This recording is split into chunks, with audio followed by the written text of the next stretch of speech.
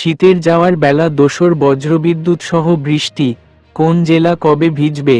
আবহাওয়ার বড় খবর, শীতের শেষ চোখরাঙানির মাঝেই এবার দোসর বজ্রবিদ্যুৎ সহ বৃষ্টিপাত।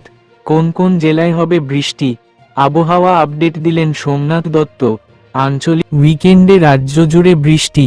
উত্তর ও দক্ষিণবঙ্গের সব জেলাতেই বৃহস্পতিবার এবং শনিবার ও রবিবার বৃষ্টির পূর্বাভাস। বজ্রবিদ্যুৎ সহ বৃষ্টির আশঙ্কা বেশিরভাগ জেলাতে। উত্তরবঙ্গের দার্জিলিংয়ে হালকা তুষারপাতের সম্ভাবনা। কবে কোন জেলায় হবে বৃষ্টি? দক্ষিণবঙ্গে বুধবার বৃষ্টির সম্ভাবনা বেশি থাকবে কলকাতা, হাওড়া, হুগলি। বৃহস্পতিবার কলকাতা সহ দক্ষিণবঙ্গের সব জেলাতেই বজ্রবিদ্যুৎ সহ হালকা থেকে মাঝারি বৃষ্টির পূর্বাভাস। শুক্রবার বজ্রবিদ্যুৎ সহ বৃষ্টি হবে পূর্ব মেদিনীপুর, উত্তর ও দক্ষিণ 24 পরগনা জেলাতে। শনিবার ও রবিবার কলকাতা সহ দক্ষিণবঙ্গের সব জেলাতেই বজ্রবিদ্যুৎ সহ হালকা বৃষ্টির পূর্বাভাস। উত্তরবঙ্গ তুষারপাত ও বজ্রবিদ্যুৎ সহ হালকা বৃষ্টির সম্ভাবনা। দার্জিলিংয়ের উঁচু পার্বত্য এলাকায় হতে পারে হালকা তুষারপাত।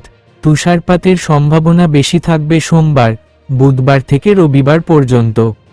উত্তরবঙ্গ তুষারপাত ও বজ্রবিদ্যুৎ সহ হালকা বৃষ্টির সম্ভাবনা। দার্জিলিংয়ের উঁচু পার্বত্য এলাকায় হতে পারে হালকা তুষারপাত। তুষারপাতের সম্ভাবনা বেশি থাকবে সোমবার, বুধবার থেকে রবিবার পর্যন্ত।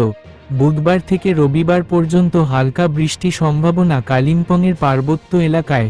উত্তরবঙ্গেও বৃষ্টির পূর্বাভাস।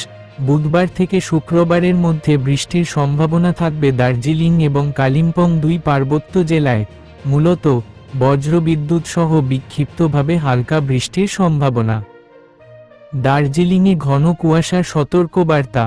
ঘন কুয়াশা হতে পারে আগামীকাল সকালে উত্তর ও দক্ষিণ দিনাজপুরে।